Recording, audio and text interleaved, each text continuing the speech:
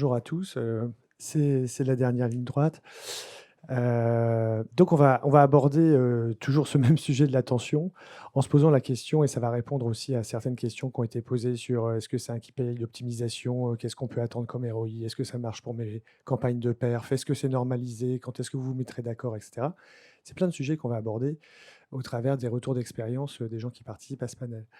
Heu, je vous laisserai vous représenter, mais comme il n'y a que 2 micros pour gagner un peu de temps, en partant, à gauche, vous avez donc, Hélène Chartier, du SRI, Syndicat des régies interactives. Bon, bah, tu as un micro Antoine, si tu veux te présenter. Antoine Saglier, je dirige ZBO Média, l'agence média qui appartient au groupe Figaro. Merci. Je suis Margarita Zlatkova, je gère l'équipe activation et data chez Weborama. Bonjour à tous, Vivien Garros, je suis Head of Business chez Brut, je gère toute la partie paid, média, activation chez Brut à la régie. Donc Hélène, on va commencer par toi parce qu'on l'a évoqué il y a 2 secondes, les différences éventuelles de mesures. Alors, on a été très spécifique sur, déjà les normes ou les standards qui peuvent être appliqués, mais il se trouve quand même que selon l'outil qu'on utilise ou l'interlocuteur à qui on parle, on n'a pas exactement la même chose. C'est un petit peu touffu et c'est un sujet qui est porté, vous l'aviez compris dans la matinée, par le CSP qui investigue sur les méthodos et par le SRI qui essaye de clarifier qui sont les acteurs et qui fait quoi. Et à ce sujet, Hélène, je crois que vous avez, des choses à annoncer. Oui, alors merci, de nous donner la parole. Alors on est super content. Alors je vous montre parce que c'est pas complètement finalisé, mais on est, sur le point de sortir un Pense pas bête, hein. C'est notre petite collection de livres blancs, de guides, enfin on les appelle comme ça au SRI. Pense pas bête de l'attention. Alors l'idée n'est pas de prendre parti ou voilà, mais plutôt de clarifier et d'expliquer, qui sont les acteurs de la mesure de cette nouvelle mesure. Comment ça se mesure? Je pense que ça répond à pas mal de questions, hein, j'étais pas là en début, mais c'est vrai que vous avez pu voir que c'est compliqué. Romain en a reparlé en disant: «Bah, ça dépend, ça dépasse de ce qu'on prend, quelle méthodologie» et cetera. Donc l'idée est de faire un panorama de l'état de l'art, donc à la fois des pure players de l'attention, donc on peut en parler, hein, Toby, Lumen, et cetera. Je vais en oublier, hein, et puis aussi des pure players de l'attention digitale, qui sont pas toujours les mêmes. Il y a parfois des ponts, mais sont pas toujours les mêmes. Donc on a vraiment 2 focus. L'idée, c'est un pense pas bête, donc encore une fois, c'est quelque chose de très à plat. On explique qui fait quoi, comment et notamment, la différence, c'est important entre les variables et les indicateurs parce que, quelles sont les variables qui entrent dans la création de ce nouvel indicateur? Est-ce que ce nouvel indicateur, il est le même pour tout le monde? Et on sait évidemment que non, que les variables ne sont pas toujours les mêmes, que le poids des variables n'est pas toujours le même. Alors on n'entre pas dans ce détail, hein, qui est aussi, les marques de fabrique, des différentes méthodologies, des différents mesureurs, mais ça nous paraissait important d'expliquer que pour l'instant, en effet, il n'y a pas vraiment, de normes et il y a une forte attente du marché. Vous avez expliqué aussi pourquoi le marché attendait cette mesure. C'est vrai il y a quand même une foison d'emplacements, il y a une surconcentration aussi publicitaire sur des emplacements, sur quelques sites. On connaît le problème, de la valorisation des inventaires non consentis, donc les inventaires consentis ont tendance à être monétisés ou publicisés ou je sais pas comment on dit, enfin voilà. Donc l'attention a vraiment un rôle important. Elle a un rôle important, mais il nous semblait aussi important, je vais arrêter de dire ce mot, non seulement de comprendre et d'expliquer les différences, mais aussi de dire que encore une fois, cet indicateur ne va pas tout faire et ne va pas tout résoudre et qu'il faut quand même rester, cohérent et utiliser, aussi, les bons indicateurs, enfin les autres, critères de choix médias, hein, la qualité de l'audience, la qualité du contexte, qui joue évidemment, dans les scores d'attention. Mais ça ne peut pas être le seul aujourd'hui, c'est pas la clé de tout plan média. Donc il faut rester, voilà, il faut non seulement nous on travaille sur trois choses. Il faut évidemment travailler à une norme, essayer de parler un même langage et c'est aussi, ce qu'on fait souvent au SRI, c'est d'essayer de s'harmoniser. Ne rappeler aussi que c'est pas le seul, ce ne sera pas le seul indicateur, Ce ne sera mais pas le critère d'achat, quoi, pour toi? bah, ça peut pas être le seul. Ça peut être un et puis enfin, c'est probablement aussi un nouvel indicateur qui permettra de le Graal que tout le monde attend, annonceurs, médias, etc., c'est de faire moins mais mieux. Faire moins, d'avoir plus d'attention, moins se disperser, mieux concentrer ses investissements et mieux les faire. Et tout ça, évidemment, dans une perspective de transition écologique et de réduction de l'empreinte carbone. Voilà. Je crois que j'ai tout dit en 5 minutes. Merci. Passe la main. Et du coup, Antoine, c'est comme ça que vous l'activez aujourd'hui, ce critère? Comment vous l'intégrez dans ce que vous activez chez ZBO? Alors, chez ZBO, déjà, nous, on est plutôt positionné sur des annonceurs moyenne taille. Donc, c'est pas un secret pour eux, c'est pas encore tout à fait un sujet d'attention. Ils en parlent pas vraiment. C'est un sujet qu'on retrouve chez les grandes agences, chez les gros annonceurs. Par contre, au niveau, ce qu'on voit, eux, quand ils font du display, donc ils n'ont pas les mêmes budgets que ces gros annonceurs, ils cherchent toujours du display, ce qu'on a appelé longtemps le brand perf. Du display qui doit faire de la visibilité, mais surtout quand même de la performance en termes de conversion. Donc jusqu'à maintenant, alors je parle de cookieless, je vais l'amener sur le tapis, on était capable de bien mesurer la conversion, même à partir du display, les cookies fonctionnaient, donc on mesurait la visite, l'arrivée sur site, et après on était capable de mesurer cette conversion. Aujourd'hui, on voit bien que tout ça, c'est en train de complètement disparaître. Les annonceurs, nos annonceurs se sont refocusés sur le clic, ils se sont dit, c'est un bon indicateur. Maintenant, quand on regarde le clic et attention, parce que nous, on a mesuré cette partie-là au début des tests, on voit bien que les bons scores d'attention ne génèrent pas des hauts CTR. Bon, alors, je vous dis tout de suite d'où ça vient. C'est tout à fait... Là, on peut parler du faux clic, du clic gorodois, qui génère du CTR, mais en fait, ça n'a aucun intérêt derrière pour la performance, pour la conversion. Donc, ce qui me rassure, c'est que les tests qu'on va mener, mais ils ont déjà été menés par Numberly, on voit bien que l'attention va permettre de ramener de la performance, donc en termes de conversion.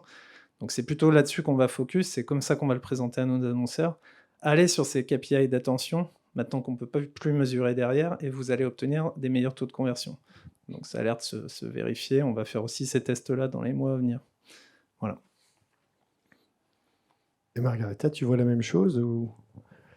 Moi, je veux bien commencer par une aparté. Ah vas-y. Concernant la mesure de l'attention. Aparté parce qu'elle est importante par rapport à ce que tu disais tout à l'heure. En fait, avec la mesure de l'attention, ce qu'on va regarder, c'est la qualité de la page. En fait, on va mesurer la page elle-même, l'environnement de diffusion, là où la publicité est affichée. On n'a pas la connaissance de l'internaute et de son attention réelle derrière. À partir de là, effectivement, pour boucler sur la partie pure activation, on a les deux pans, donc le branding, la notoriété et la considération, bien sûr, et la performance. Du fait effectivement d'être un indicateur, une métrique de qualité d'environnement de diffusion, c'est un très bon indicateur pour le branding. Pour moi, et c'est comme ça qu'on l'utilise nous, c'est un bon moyen de remplacer cette bonne vieille visibilité toute seule qu'on a transformée en KPI alors qu'on sait tous que c'est un prérequis pour diffuser une bonne campagne de branding et non pas un KPI en soi. Et donc, pour moi, l'attention arrive ici pour apporter quelque chose de plus, apporter un uplift pour s'assurer qu'à les campagnes, et tout à l'heure, Baptiste, je me permets, tu parlais justement du fait que vous avez besoin que vos campagnes soient vues dans un environnement qualitatif. Ça revient à ça, c'est que les annonceurs ont besoin de s'assurer que le contexte dans lequel la publicité est affichée est le bon pour attirer l'attention. Quand on parle de publicité, et là tu parlais de clics, moi je vais aller un petit peu plus loin parce qu'on a beaucoup d'annonceurs qui sont très héroïstes, ROAS et ROI sur quasiment la plus grande partie des campagnes. C'est beaucoup plus complexe quand on parle de campagnes de performance. Parce que sur les campagnes de performance, on va avoir 3 variables très importantes à équilibrer. Un reach, une cible et un coût. Et chacun d'entre eux, si on a un faible reach ou une audience trop faible, ça influe sur les coûts d'achat. Si on a des coûts d'achat très élevés, ça influe sur le CAC. Et l'ensemble, les 3, s'ils sont en déséquilibre, produisent de mauvais résultats de performance.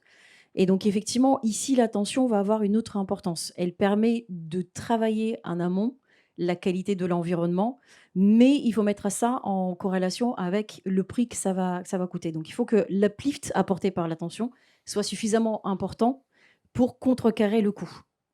Et donc, autant pour des campagnes de branding, on peut aller très, très vite sur une optimisation de l'attention et avoir des uplifts en termes de vidéos vues.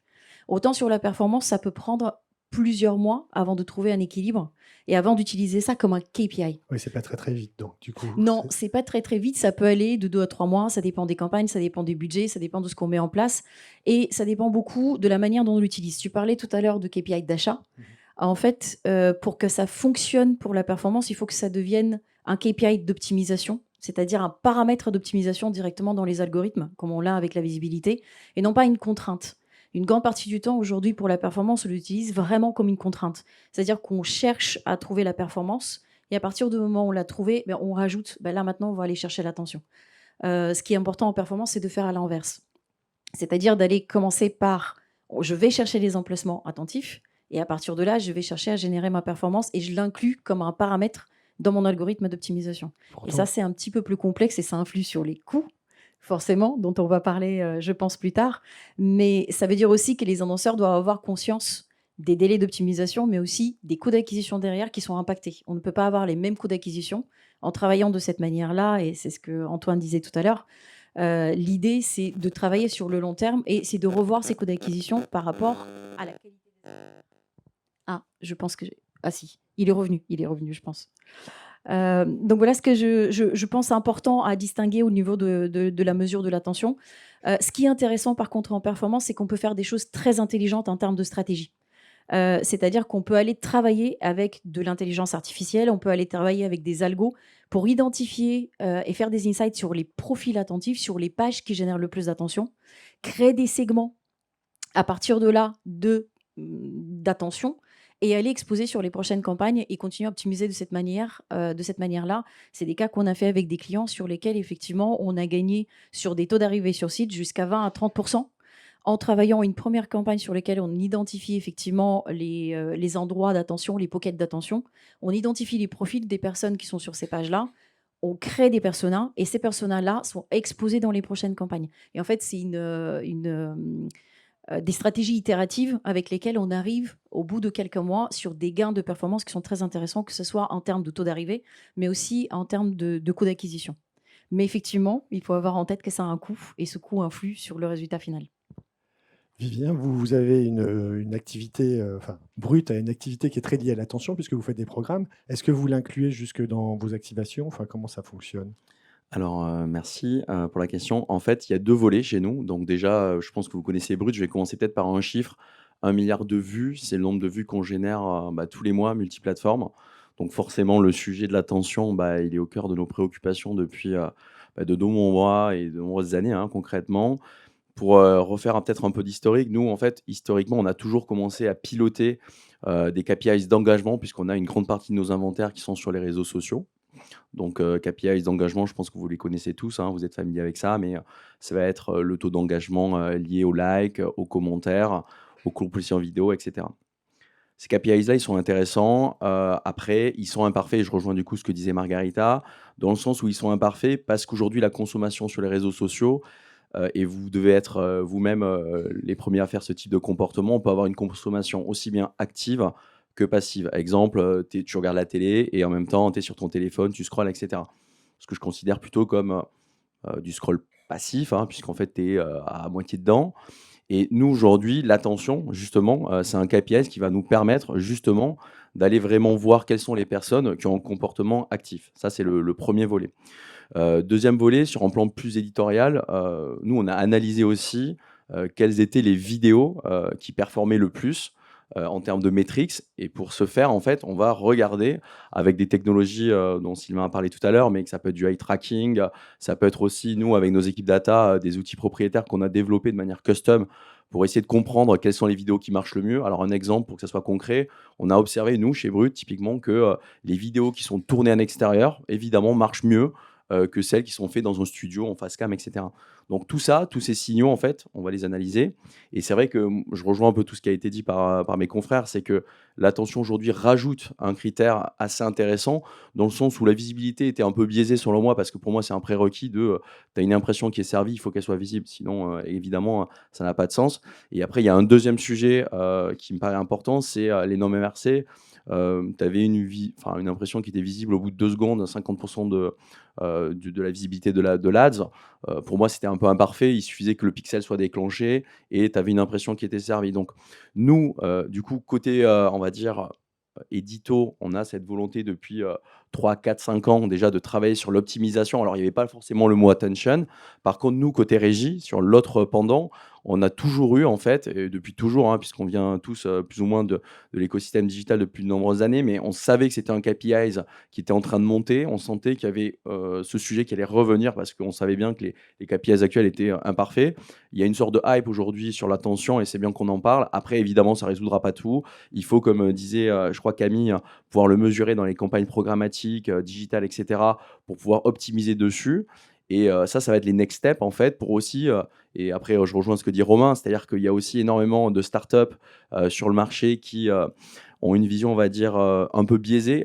Si tu n'es pas expert dans le domaine, en effet, tu ne sais pas que le calcul des impressions est calculé sans le trafic invalide, etc. Donc tout ça, nous, on le sait.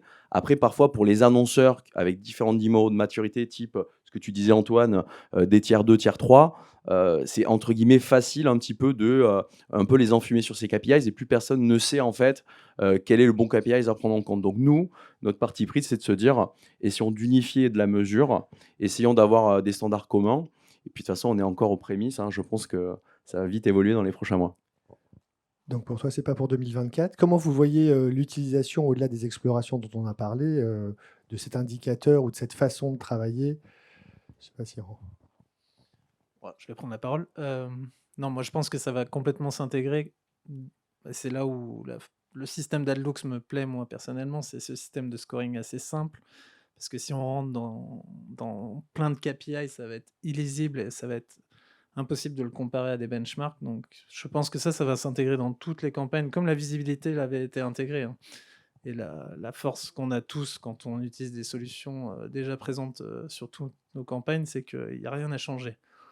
Donc je vois pas vraiment pourquoi on ne pourrait pas l'utiliser. Bah, chez nous, ça va complètement généraliser, ça c'est sûr, dans les semaines et mois à venir. Voilà. Bah, je pense qu'il y a une courbe d'apprentissage à monter, hein, et chez les éditeurs et leur régie, évidemment, c'est des indicateurs qui vont aussi servir à valoriser les emplacements qui ont des scores d'attention les meilleurs, quoi. Donc voilà, tout le monde n'est pas encore arrivé à ce niveau de maturité, d'utilisation.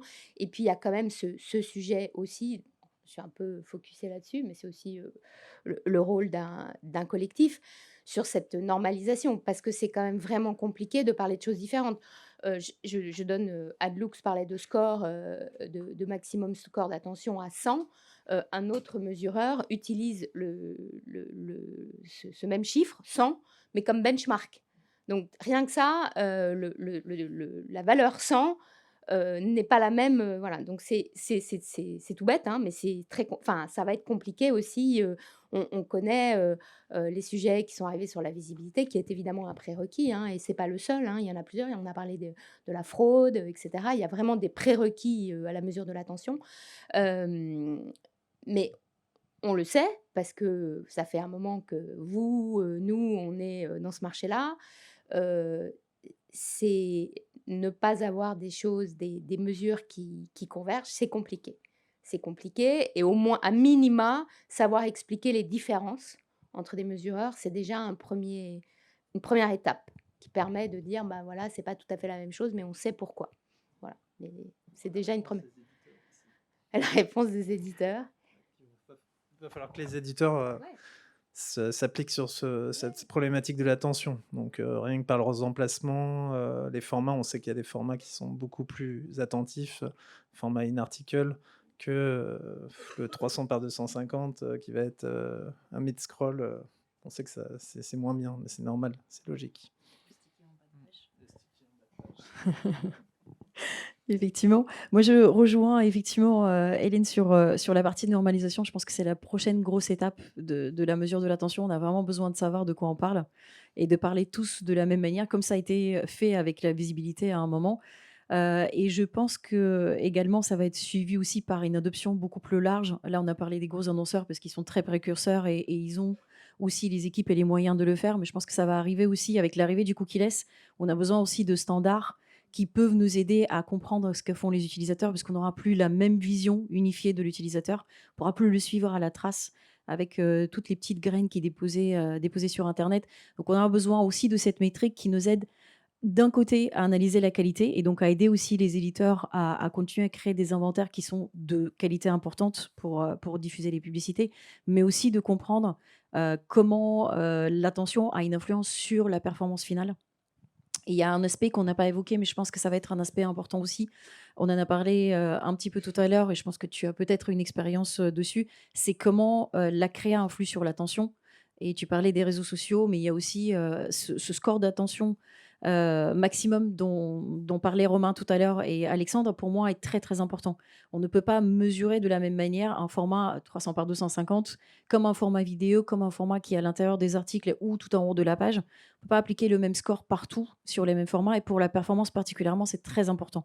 C'est très important de ne pas avoir la même barre et de devoir aller vers l'attention maximum et d'être un peu plus souple parce que parfois, ça peut être aussi contre-productif de se dire: «Je dois avoir obligatoirement une attention à 100», alors que j'essaye de générer des conversions et quand j'ai besoin d'une attention à 100, je me prive de beaucoup, d'inventaires sur lesquels je peux avoir une moindre attention, mais j'ai la répétition qu'il me faut pour créer le taux de mémorisation. Parce qu'il y a aussi derrière ça, c'est que l'attention doit aussi amener à la mémorisation de la marque, doit aussi amener à la considération du produit.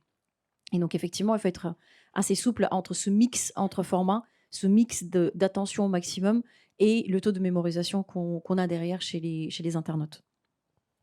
Ouais, je vais finir, j'ai un micro, merci. Non, ouais, je te rejoins totalement. En fait, nous, côté publisher et éditeur surtout, on a un besoin aussi de rationaliser, dans nos roadmaps, sites, apps et cetera, sur les réseaux sociaux, de trouver en fait les bons formats publicitaires évidemment qui, génèrent une bonne intention, tout en évidemment, conservant des revenus, évidemment qui soient en corrélation avec nos targets, nos enjeux business. Donc c'est aussi, un savant équilibre qu'il faut savoir maintenir. Évidemment, et ce que tu disais Hélène, c'est totalement vrai. Ce qui coûte pas si c'est pas si compliqué, de se poser sur le sujet. Ce qui coûte cher pour un éditeur, c'est de mettre des ressources en face expertes pour pouvoir développer ces projets qui quand même prennent du temps. Évidemment, il faut, faire des intégrations, faire des POC et cetera. Il y a de la data analyse derrière et cetera. Donc en tant qu'éditeur, évidemment, nous, c'est un sujet, qu'on a pris, évidemment depuis, plusieurs mois, à bras le corps avec, notre régie France TV que je salue au passage. Et puis évidemment, côté média, côté évidemment achat, moi je suis persuadé, qu'on va de plus en plus aller, sur ce type de mesures, et on remercie d'ailleurs Adlux, pour l'organisation de cet événement. Mais nous aujourd'hui, on travaille énormément avec Adlux, sur tous ces sujets-là, parce qu'aujourd'hui, sur nos clients tiers 1, tiers 2, on sent qu'il y a quand même souvent des interrogations et aussi un besoin de réassurance sur, ce que dit le marché, ces nouvelles startups aussi, qui apparaissent aujourd'hui et on voit qu'il y a quand même aussi malgré tout, des gros partenariats qui sont menés avec des groupes médias, que vous connaissez sûrement. Et donc aujourd'hui, voilà, le sujet apparaît vraiment sur le marché de manière, très concrète avec des partenariats, des annonces et aussi évidemment, dans les prochaines années, avec l'arrivée de la télé connectée, ça va ouvrir de nouveaux, on va dire, horizons. Donc clairement, ça va être un sujet qu'il va falloir, vraiment réfléchir pour les annonceurs, dès 2024. Est-ce que vous avez des questions? Non, bah alors ce sera le mot de la fin. Merci beaucoup.